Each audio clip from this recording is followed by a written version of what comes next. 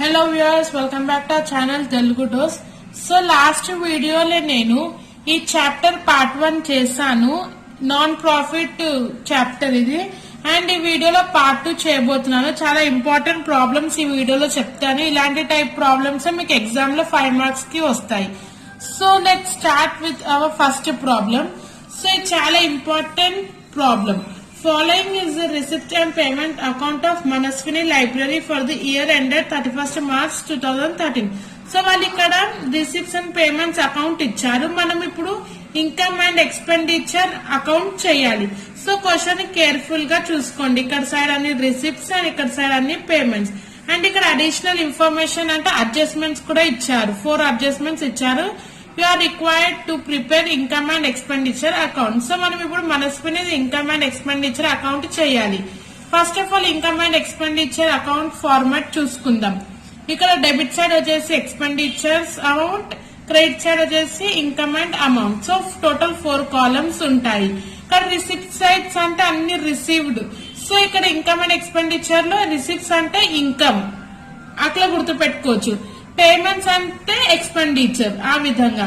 So start చేద్దాము. Start చేసే ముందు హెడ్డింగ్ కరెక్ట్ రాయాలి. Income and expenditure of Manaswini library as on 31/3/2015 వాళ్ళు ఇచ్చారు.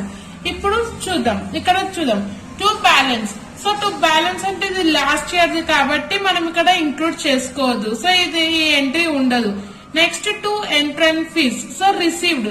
సో ఇక్కడ 2 ఎంట్రన్స్ ఫీజ్ కాబట్టి మనకి ఇన్కమ్, మనస్వినికి ఇది ఒక ఇన్కమ్ ఎంట్రన్స్ ఫీజ్ ది. సో ఇక్కడ బై అని పెట్టి క్రెడిట్ సైడ్ ఎప్పుడు బై, డెబిట్ సైడ్ ఎప్పుడు 2, ఇదైతే గుర్తు పెట్టుకోవాలి. ఇలా మెన్షన్ చేసే రాయాలి. బై ఎంట్రన్స్ ఫీజ్ అని పెట్టి అమౌంట్ ఎంత ఉండే 3500 ఉంది. కానీ ఇక్కడ దీనికి అడ్జస్ట్మెంట్ కూడా ఉంది. చూడండి, capitalise half of the entrance fees. ఎప్పుడైనా దాని ఐటమ్ తర్వాత అడ్జస్ట్మెంట్ చూసుకోవాలి. ఆ ఐటమ్ కి అడ్జస్ట్మెంట్ ఉందో లేదో చూడాలి. లేకపోతే డైరెక్ట్ వేయాలి, ఉంటే దాన్ని క్యాల్కులేట్ చేయాలి. ఇప్పుడు capitalise half of the entrance fees. So entrance fees వచ్చేసి 3500. హాఫ్ అని చెప్పారు కాబట్టి 1/2 చేస్తే మీకు ఎంత వస్తుంది?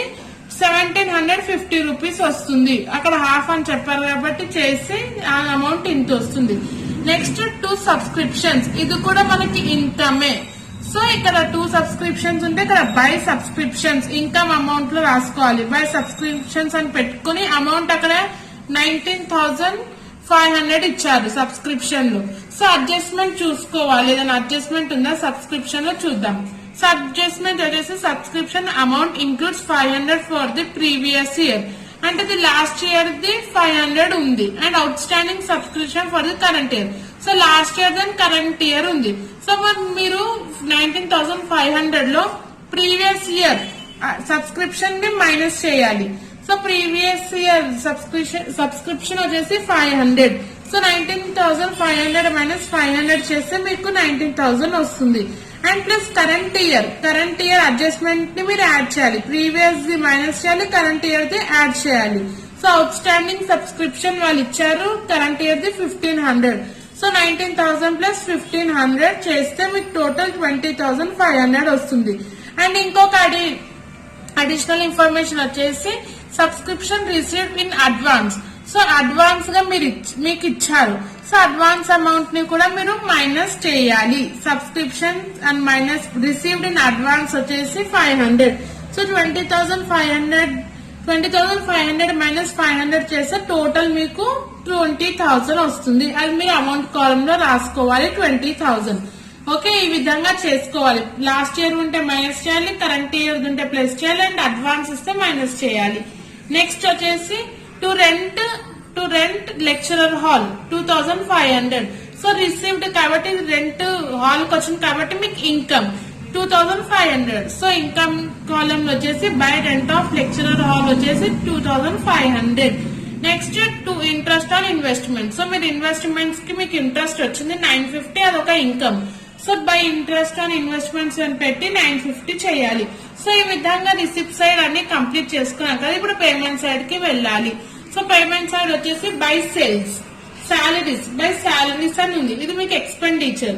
So amount 6,800. సో ఎక్స్పెండిచర్ లో 2 అని పెట్టి 2 సాలరీస్ అని పెట్టి 6,800. నెక్స్ట్ రెంట్, బై రెంట్ 8,250 ఉంది. సో ఎక్స్పెండిచర్ లో 8,250 వేయాలి. చూసుకోవాలి ఏదైనా ఐటమ్స్ కి అడ్జస్ట్మెంట్స్ ఉంటే చేయాలి, లేకపోతే డైరెక్ట్ గా వేసేసుకోవాలి. Next by investments 3,500. ఎప్పుడైనా గుర్తు పెట్టుకోండి, బై ఇన్వెస్ట్మెంట్స్ అంటే ఈ ఎంట్రీ రాదు.